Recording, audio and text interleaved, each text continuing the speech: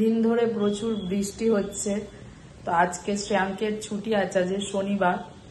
তো একটু দেরি করে ঘুম থেকে উঠেছি। সকলকে গুড মর্নিং জানাচ্ছি ব্লগটা শুরু করার আগে। তো একটু দেরি করে উঠেছি কারণ শ্রেয়াঙ্কের আজকে স্কুলটাও নেই। তবে শ্রেয়াঙ্কের আজকে ম্যাথস ক্লাস আছে, ওকে পাঠাবো। কালকে ছিল, ওটা ক্যান্সেল করেছে রথের জন্য। তো আজকে মর্নিংয়েই আছে। তো ওকে ওর পাপা আছে, পাঠাবো। আর একটু ব্রেকফাস্ট রেডি করছি। এতই 3 দিন ধরে বৃষ্টি হচ্ছে, জামা কাপড় কিছু শুকোয়নি। ওই ঘরে পুরো জামা কাপড় ভর্তি দেওয়া আছে, মানে হাফ ভিজে হাফ শুকনো। আর আজকে আবার কেচে দিয়ে এসেছি ব্যালকনিতে। কিন্তু এতই মানে বৃষ্টি হচ্ছে, পুরো চারিদিক অন্ধকার হয়ে আছে, সারাদিন বৃষ্টি পড়েই যাচ্ছে। চলুন বন্ধুরা, ব্লগটা এখান থেকে শুরু করছি।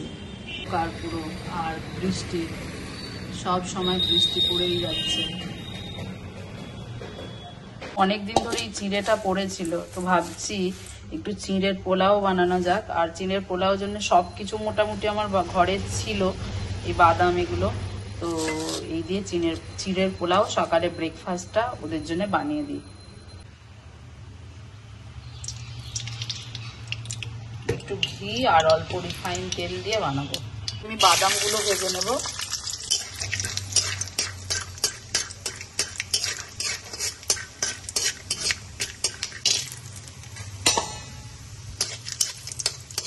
সামান্য একটু সর্ষে ফোড়ন দিলাম, লাল সর্ষে। তারপর এই কারি পাতাটা হচ্ছে ব্যাঙ্গালোর থেকে আনা। তো এটা শুকিয়ে গিয়েছিল, এটা বেশ ভালো আছে, দিয়ে দিলাম। কাঁচা লঙ্কা আর পেঁয়াজ কুচিটাও দিয়ে দিলাম।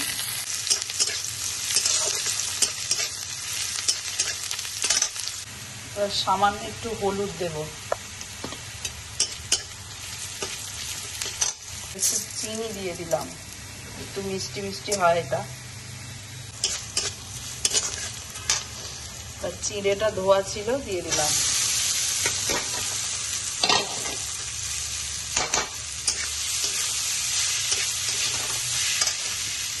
আর কাজু কিশমিশ এগুলো সব দিয়ে দিলাম।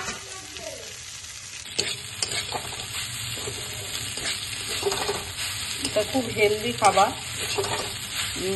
আমি অল্প একটু ঘি দিয়েছি আর সামান্য একটু রিফাইন তেল দিয়েছি। আপনারা যদি চান তো শুধু ঘি দিয়েও বানাতে পারেন, খুবই হেলদি।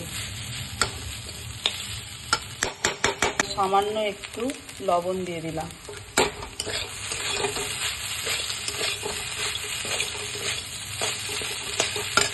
ওদের দুজনকে আবার শুধু দিলে তো হবে না, একটু রায়তা মতো করে দিচ্ছি, দেখি ওর সাথে ভালো লাগবে নাকি জানিও না।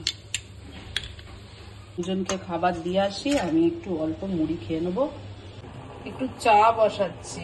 কাল থেকে আটা মাখা পড়েছিল রাত্রিরে, আর কালকে রান্না করিনি, খাবার ছিল বলে। এই জন্য একটু চা করছি। ভাবছি আমি একটু রুটি নালে পরোটা করে খাবো চায়ের সাথে। আজকে চা করছি শ্রীলঙ্কার চা দিয়ে।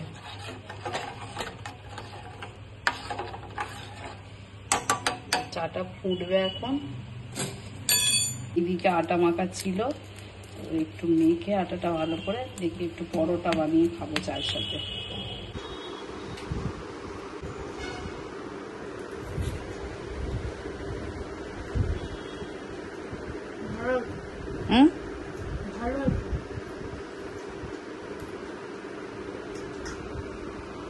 একটু চা আর পরোটা নিয়ে বসেছি, এবার ব্রেকফাস্টটা করে নিই। শ্রেয়াঙ্ক, চা কেমন হয়েছে? 10:45 শ্রেয়াঙ্কের ক্লাস আছে, দেখবো মেসেজটা। ম্যাম মেসেজ করেছে।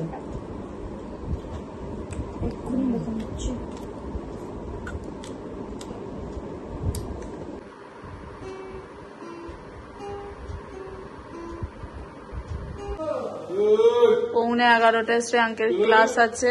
11:15 বেজে গেছে, ওর পাপা নিয়ে যাচ্ছে। বাইরে এতই বৃষ্টি হচ্ছে, টোটোয় করে গেলে ভালো হতো গো। দেখো, টোটোয় করে গেলে ভালো হতো। একটু ইলিশ মাছ করবো, তো ভাবছি 3টে মাছ ভাজা করব আর 6টা মাছ রেখেছি। তো মাছের মাথাগুলো আলাদা রেখে দিয়েছি, পরে একদিন খাবো। 3টে মাছ ভাবছি আমি ভাপা করব, আর 3টে ভাজা। তো ভাপার জন্য যেটা আমি নিই দেখিয়ে দিচ্ছি কি কি। ইলিশ মাছটা, এখন ইলিশ মাছের প্রচুর দাম। এই ইলিশ মাছ 1000 টাকা করে কেজি, কিন্তু খুব যে বড় সেটাও বলবো না। তবু এই ফার্স্ট আমি এই আষাঢ় মাসেই প্রথম ইলিশ মাছ খাচ্ছি। তো ইলিশ মাছটা আমি একটু ভাপা বানাবো, দেখাচ্ছি আমি কিভাবে বানাবো। 3টে মাছ বলে ওই জন্য আমি বেশি সর্ষে দেব না, অল্প লাল সর্ষে আর অল্প সাদা সর্ষে, মানে এই হলুদ সর্ষে অল্প অল্প করে দিলাম। এই পোস্তটা পুরো দিয়ে দিলাম, যেটা আমি ভিজিয়ে রাখবো একটু। এর মধ্যে 2টো কাঁচা লঙ্কা দিয়ে দিলাম। এই মিশ্রা বাবু ভাত করে রেখেছিল, তো ভাতটাও হয়ে গেছে, আর একটু ঢেঁড়স ভাজাও করে রেখেছে। আসলে পুরো মাছটাই আমি করতাম ভাপা, কিন্তু শ্রেয়াঙ্ক ওই ইলিশ মাছের তেলটা এত ভালোবাসে, জানেন না এত ছোট ছোট ইলিশ মাছের তেল হবে নাকি, তবে একটু বেশি করে তেল দিয়েই ভাজবো।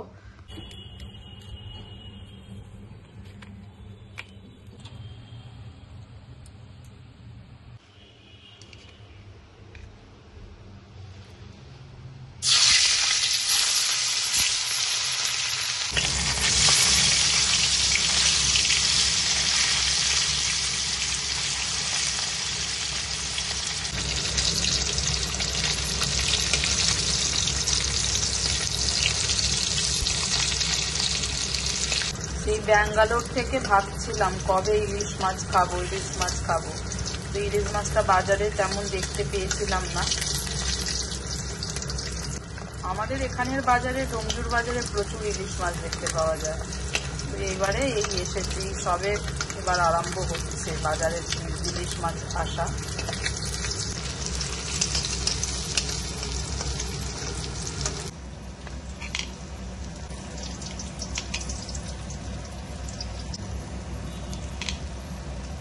পেস্টটা দিয়ে দিলাম, লবণ দিলাম, 1 চিমটি হলুদ দিলাম, একটু টক দই দিলাম,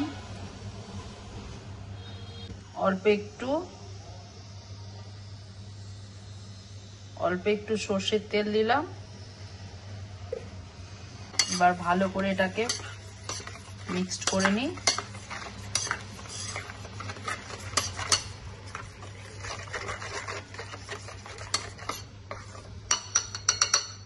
এবার এই মাছগুলো এর মধ্যে মিশিয়ে দেব।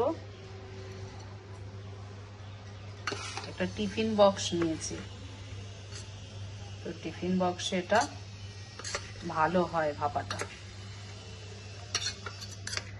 যারা ইলিশ প্রেমী মানুষ, আমার মনে হয় এমন কেউ নেই যে ইলিশ খায় না, একদম কম জনই আছে যে ইলিশ মাছ পছন্দ করে না। তো এই মিশিয়ে দিলাম। এবার উপর থেকে আবারও কটা কাঁচা লঙ্কা আর একটু সর্ষের তেল ছড়িয়ে দেব। এই উপর থেকে চেরা কাঁচা লঙ্কা দিয়ে দিলাম। কাঁচা সর্ষের তেল ভালো হয়, আমার কাছে ওই যে ইলিশ মাছ ভাজা সর্ষের তেল আছে, সেটাই অল্প আমি উপর থেকে দিয়ে দিলাম। টিফিন বক্সের মুখটা বন্ধ করে এই যে জল বসানো হয়ে গেছে, জলে দিয়ে দিলাম। একদম ধিমি আছে, এইভাবে হবে। এটা ঢাকা দিয়ে দেব, একটা থালা ঢাকা দিয়ে দিলাম। আধ ঘন্টা মতো হলেই হয়ে যাবে। আজকে যেটা হয়েছে, ভাত হয়েছে, দেখিয়ে দিয়েছিলাম আগে। তো এই যে এটা ঢেঁড়সটা ভাজা হয়েছে, আর যেটা আমি দেখাইনি এটা করছিলাম তখন, হয়েছে কেমন দেখাচ্ছি। যেটা হয়েছে আজকে আমরা এটা খেয়ে নিই।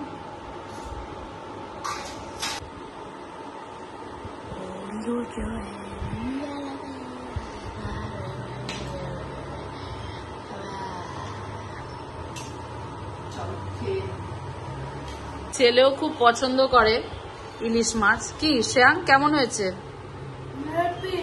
হেভি। হ্যাঁ, কাঁটাটা ছাড়িয়ে দিচ্ছে। আচ্ছা, ইলিশ মাছে প্রচুর কাঁটা, তো কাঁটাটা ছাড়াতে বলছে, ছাড়িয়ে দিচ্ছে। এত ইলিশ মাছের কাঁটা না বেঁচে দিলে হবে না, খেতেই পারবে না।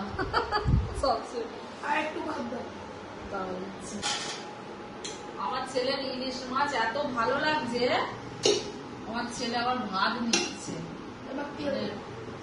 বুঝতে পারছো? খেয়ে দিয়ে এই সবে ঘরে এলাম। শ্রেয়াঙ্কের পাপা দুজনে মিলে কি পঞ্চায়েত 4 না 3 যাই হোক হবে, কমেডি মতো এটা একটা, তো খুব সুন্দর। আমার সময় নেই, আমি বলছি আমি একটু ঘরের ভিতরে যাচ্ছি, আমি ফোনে কাজ করব, আমার অনেক ফোনে এডিটিং বাকি আছে, তো আমি ঘরে চলে এসেছি। আর মাছটা কি বলবো বন্ধুরা, ইলিশ মাছটা ভালো ছিল, কিন্তু ইলিশ মাছটা যে আমি ভাপাটা করেছিলাম দুর্দান্ত ছিল। শ্রেয়াঙ্কেরও খুব ভালো লেগেছে, শ্রেয়াঙ্কের পাপারও খুব ভালো লেগেছে। তো অনেক সময় কি হয়, আমি অনেক সময়ের আগে ইলিশ মাছ রান্না করেছি ভাপা, অনেক সময় সর্ষের জন্যে একটু মানে ঝাঁঝ বেশি হয়ে যায়, সর্ষেটা একটু সমপরিমাণ দিলে, আমি ওই যেরকম দেখিয়েছি, আমি লাল সর্ষে এবং যে হলুদ সর্ষে, তো ওটা দুরকম দিয়েছি অল্প অল্প করে, খুব বেশি দিইনি। অনেক সময় আমি বেশি দিয়ে ফেলি, এবং বেশি দেওয়ার জন্য গ্রেভিটা বেশি হবে বলে, আর তার জন্য ঝাঁঝটা বিশাল একটা হয়ে যায়। তো আজকে ইলিশ মাছের ভাপাটা দারুণ ছিল, দুর্দান্ত ছিল। তো রেসিপিটা তো আমি দেখিয়েই দিয়েছি ব্লগের মাধ্যমে, তোমরা অবশ্যই দেখতে পাবে। তো চলো বন্ধুরা, আজকের ব্লগটা আমরা এখানে আজকের ব্লগটা আমি এখানেই শেষ করব। ব্লগটা যদি আপনাদের ভালো লেগে থাকে অবশ্যই একটা লাইক, শেয়ার, কমেন্ট, সাবস্ক্রাইব করতে ভুলবেন না। টাটা, বাবাই, সবাই ভালো থাকবেন, সুস্থ থাকবেন, সাবধানে থাকবেন। টাটা।